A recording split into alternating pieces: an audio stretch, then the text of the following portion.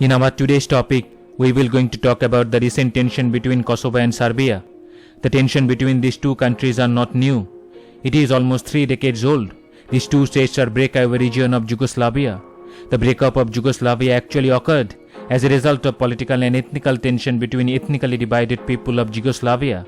Since then, the tension between Serbia and Kosovo is an ongoing conflict on the basis of ethnicity. But the conflict was in dormant state after the end of 1999 Kosovo War. Recently, after 3 decades, Serbia and Kosovo border tension are on the verge of eruption again. But the question is why? Because fresh clashes took place in Kosovo's north between Pristina and Belgrade. To understand Kosovo-Serbian tension in today's context, we have to take a tour of a past. So we have to go to the past briefly, and we will going to discuss the inception of the main problem. And we will going to discuss the today's problems in detail. What is the detailed reasons behind this problem, and what will be the geopolitical implications if anything happens between these two European states after Ukrainian conflict. Because Russia has already expressed their support in the favor of Serbia. And the very important thing is that India do not recognize Kosovo as a country. Now let's start our discussion with a question. And the question is, why are Serbia and Kosovo on the brink of war again? As I said, the problem between these nations are not new. It was just in frozen state for 2 decades. Today's context of conflict is pretty bizarre. The dispute is over the Kosovan government's new order on license plate. Basically, the ethnic Serbians living in Kosovo's north do not recognize Pristina's authority to impose rules and the regulations on them. So when Kosovo came up with new license plate rule on which the ethnic Serb, those who are holding Serbian ID and passport, would require an extra document to enter the Kosovo. This is the same rule which Serbians applied to the Kosovans. The Kosovan government came up with the new rule on Sunday, and it was supposed to be applied on ethnic Serbians from Monday. But demonstration, barricading, all happened against this rule. Not only that, unknown gunmen fired on the Kosovan police officials. Luckily, no casualties were reported in the clash over the weekend. Also, no bloodshed has occurred, because routine conflict between Serbia and Kosovo has previously led to multiple deaths and injuries. A range of individuals has been detained, including UN personnel, Russians and the other peoples in those conflict. If someone unusual would have happened on weekend, then it would cause bloodshed in Serbia and Kosovo. As I said, to understand today's conflict, we have to go through some of the past events. After World War II, the Europe was devastated, and Europeans were scattered all over the Europe. After the end of the Second World War, the Europe was divided between two camps. One was US camp and another one was USSR camp. But the Balkan states never went into either of those two camps. They became united under the leadership of Josip Broz Tito, who was a Croatian leader. He was a democratically elected communist leader too within the Europe, but never went into USSR camp. He established a new country called Yugoslavia, and he became the president of the country and only president of the country. But after his death, the country disintegrated into 6 states, and those 6 states are Bosnia and Herzegovina, Croatia, Macedonia, Montenegro, Serbia and Slovenia.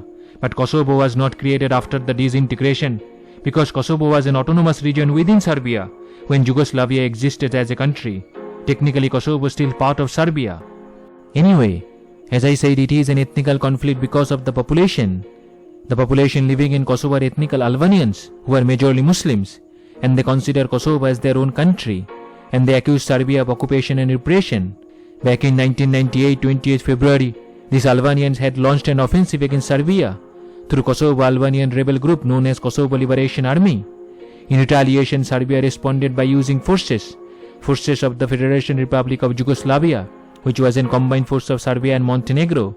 Serbian response against Kosovo created an uneasy situation for the US in the Europe, because US was already involved in Bosnia-Herzegovina conflict. So to contain the Serbian dominance in Balkan region, US-led NATO intervened by beginning airstrike in March 1999, which resulted in Yugoslav forces withdrawing from Kosovo. The forces from the US-led alliance led Serbia to pull out of Kosovo and ceded control to international peacekeepers. As of now, there are over 3,000 NATO peacekeeping forces in Kosovo.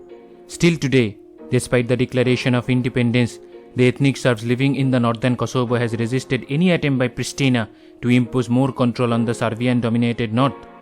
The main town in Kosovo's north, Mitrovic, is significantly divided between ethnic Albanian part and Serbian-held part.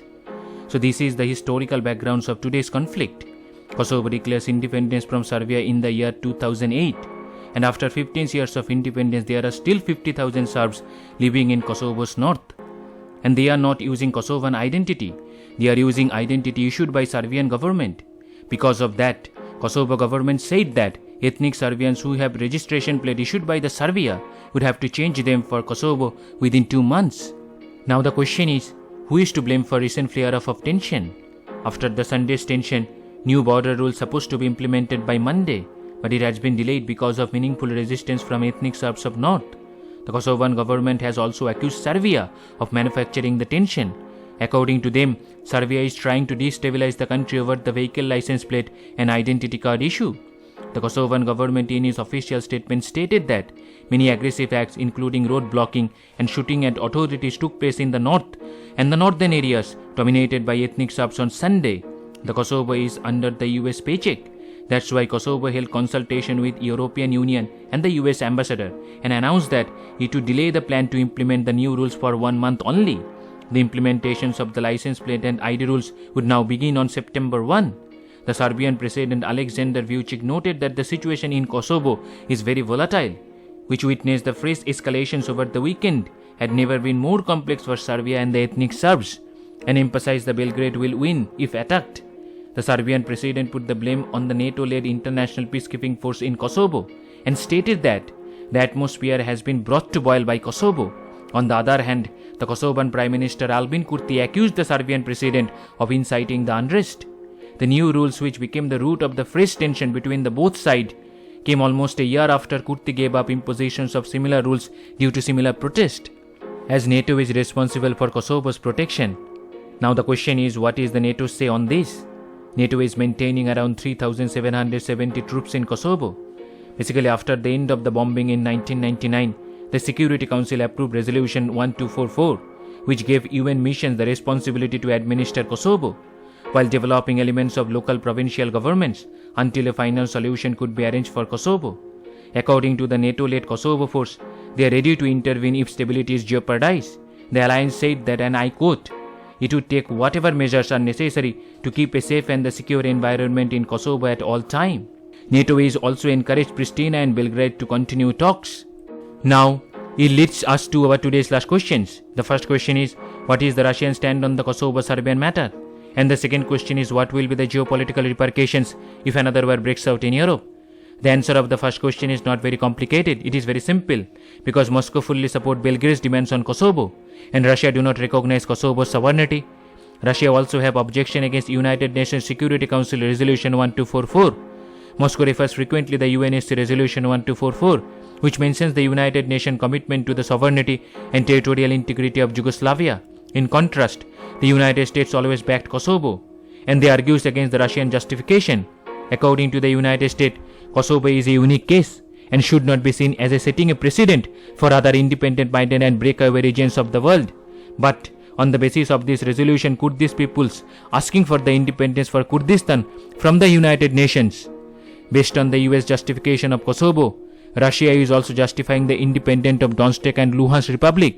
So the matter has got really complicated, and it leads us to the answer of our today's last question.